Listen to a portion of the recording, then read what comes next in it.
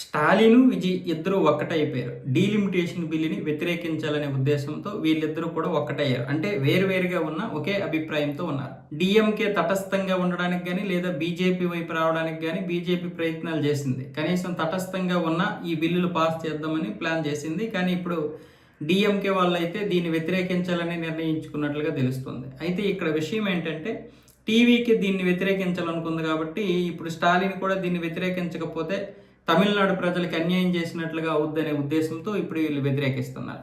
కానీ వాస్తవంగా చెప్పాలంటే డీలిమిటేషన్ బిల్లు ద్వారా సౌత్ ఇండియాకి ఒక నష్టం జరుగుతుంది అని చెప్తున్నారు. కానీ జనాభా ప్రాతిపదికన ఒకవేళ చేస్తే మాత్రం ఖచ్చితంగా అది నష్టమే. కానీ 50% నిష్పత్తి ప్రకారం చేస్తాం అంటున్నారు. ఏ విధంగా?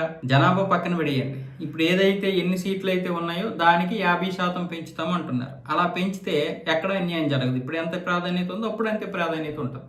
మనకి 131 లోపు స్థానాలు ఉన్నాయి. ఒకవేళ 50% పెరిగితే 65, 66 పెరుగుతాయి. అంటే ఈ లెక్కనే 65 వేసుకున్న 196.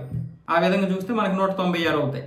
మిగతా దేశం అంతా కలిపితే మిగతా 412 ఉంటే అవన్నీ కలిపి వాళ్ళు 630కో ఎంతకో పెంచాలని చూస్తున్నారు 50% ప్రకారం. ఆ విధంగా చూస్తే మొత్తం 840, 850 స్థానాలు అవుతాయి మొత్తం అన్నీ కలిపితే. దీనికి ఇంతకుముందు ఏ ప్రాధాన్యత ఉందో ఆ ప్రాధాన్యత మనకు ఉంటుంది. కాకపోతే దీనివల్ల మహిళలకి 33% రిజర్వేషన్ ఇవ్వడానికి అవుద్ది. ఇప్పుడు ఏ విధంగా అయితే 543 స్థానాలు ఉన్నాయో అవి అలాగే ఉంటాయి. పురుషులకి ఎంతమంది ఇవ్వచ్చు అంతమందికి ఇవ్వచ్చు.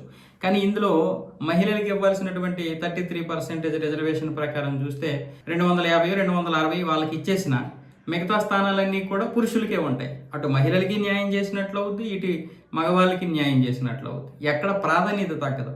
కాకపోతే ఇక్కడ మహిళలకి న్యాయం జరుగుతుంది. దాన్ని మనం చూడాలి. పైగా ఈ జనాభాకి ఉన్నటువంటి ఎంపీలు సరిపోరని కూడా రాజ్యాంగం చెప్తుంది. అలాగే న్యాయ వ్యవస్థలు కూడా చెప్తున్నాయి. దీనికి సంబంధించి రాజకీయ విశ్లేషకులు కూడా అదే అంటున్నారు.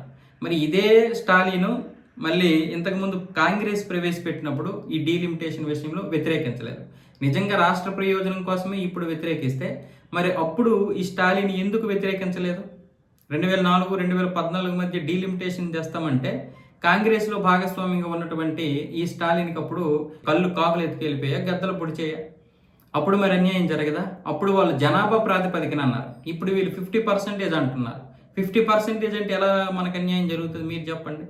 ఇప్పుడు సౌత్లో 50% పెంచుతాం, నార్త్లో 75% పెంచుతామంటే అప్పుడు మనకు నిజంగా అన్యాయం జరిగినట్లు. కానీ మొత్తం దేశమంతా 50% పెంచుతాం అన్నప్పుడు అన్యాయం ఎలా జరుగుతుంది? దేనికైనా అడ్డు చెప్పండి, కానీ ఒక పారదర్శకత ప్రదర్శించండి.